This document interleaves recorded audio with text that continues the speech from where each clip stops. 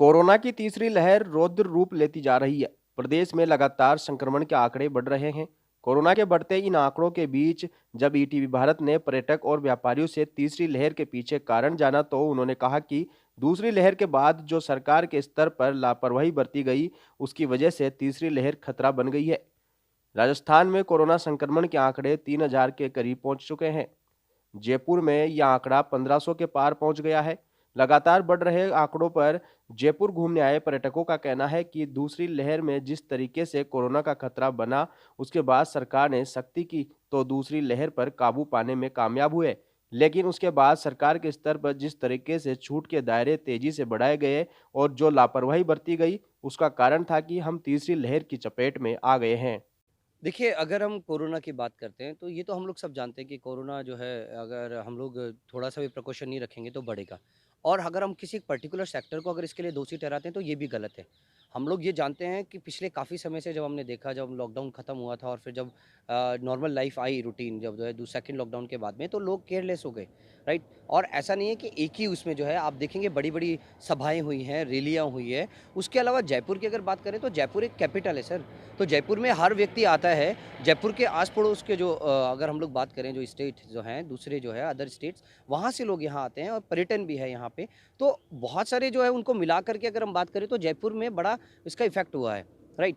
और जयपुर ही चूँकि बढ़ रहा है धीरे-धीरे, उसका कारण ये है कि जो बाहर से लोग आ रहे हैं, कुछ लोग ऐसे हैं जो लोग फ़ॉलो नहीं कर रहे, राइट? तो गवर्नमेंट ने जो अपनी तरफ से जो उपाय किए हैं वो ठीक है, बट उनको अगर अगर हम लोग बोले स्ट्रिक्टली अगर फ़ॉलो करवाया जाएगा, तो वो और भी ज़्यादा वो है। अगर हम बात करें लॉकडाउन की, अगर अब जो तीसरा लॉकडाउन लगता है, तो वो एक बहुत ही संकट वाली स्थिति हो जाएगी। और सिर्फ़ उनके लिए नहीं, जो लोग जो है पर्यटन इंडस्ट्री से जुड़े हुए हैं, या जो लोग जो है, अगर हम बात करें, सभी के ऊपर में जो है इसका इफ़ेक्ट पड़ेगा, क्योंकि ये एक बहुत विकट स्थिति पैदा हो जाएगी। जी, टूरिज़्म पे अगर बात करें, तो टूरिज़्म पे तो बहुत पड़ रहा है। टूरिज़्म अभी अगर हम बात करें, तो चूँकि डोमेस्टिक ही चल रहा था काफ़ी लंबे समय से, और डोमेस्टिक में भी अगर हम बात करें एवरेज, तो 30% जो है वो बचा है, 70% तो ऑलमोस्ट खत्म हो गया है।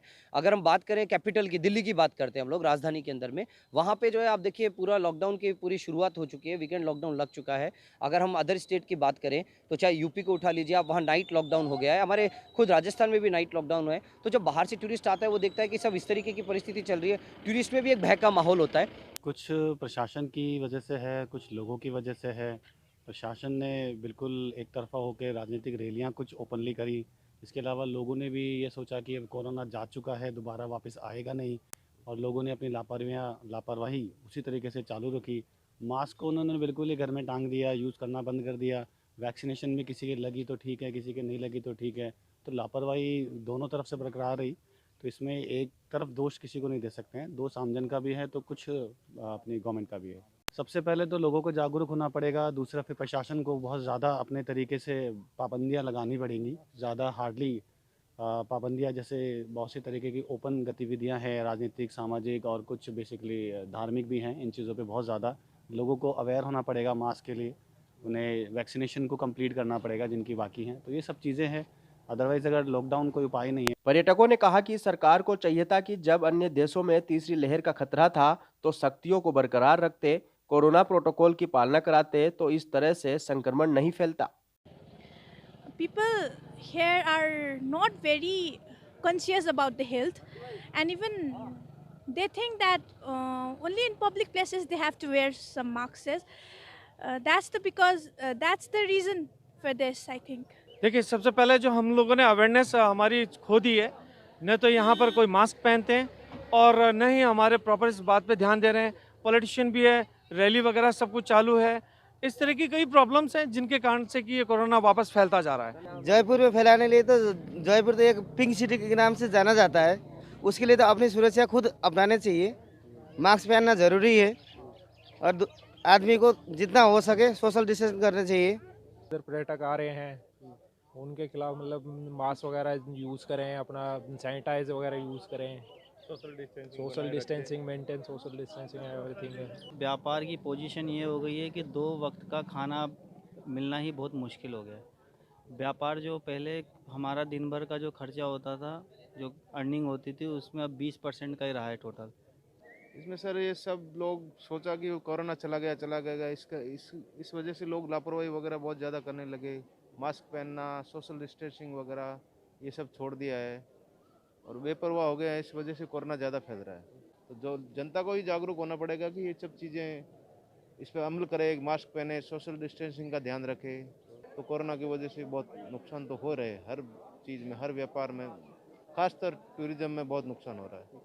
हमारी राजस्थान सरकार की जो चिकित्सा व्यवस्था है, इसमें इनका महत्वपूर्ण योगदान है कि कोविड को टाइमली ये रोकथाम नहीं कर पाए और विभाग में समन्वय की कमी थी, क्योंकि स्टार्टिंग में जब ये कोविड 15 पेशेंट, 20 पेशेंट, 40 पेशेंट आ रहे थे, तो उस समय जो लोग भी गवर्नमेंट डिस्पेंसरीज में जा रहे थे जुखाम की दवा लेने, खांसी की दवा लेने, बुखार की दवा लेने, तो उन्हें दवा दे के गवर्नमेंट डिस्पेंसरियों में इतिश्री कर लिया जाता था, उनकी सैम्पलिंग नहीं की गई।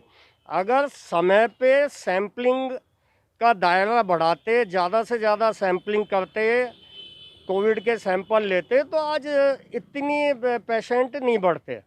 वर्तमान में आज की स्थिति में व्यापार के अंदर 60 से 70% का डाउन आ गया है, क्योंकि लोग बागों में घबराहट है और वो घरों से बाहर खरीदारी के लिए बाज़ारों में भीड़ को देखते हुए वे लोग बाज़ारों से खरीदारी करने से बच रहे हैं, और वो लोग उसका फ़ायदा ऑनलाइन बिजनेस वालों को मिल रहा है कि ऑनलाइन ज़्यादा यानी लोग वापस परचेज कर रहे हैं। जयपुर के लोगों का कहना है कि बढ़ते कोरोना संक्रमण को रोकने के लिए कोरोना गाइडलाइन की सख्ती से पालना करवाई जाए, लोगों को मास्क पहनने और सोशल डिस्टेंसिंग की पालना के लिए जागरूक किया जाए। कोरोना गाइडलाइन का उल्लंघन करने वालों के खिलाफ सख्त कार्रवाई की जाए ताकि कोरोना संक्रमण की रोकथाम हो सके। जयपुर से उमेश सैनी, ईटीवी भारत।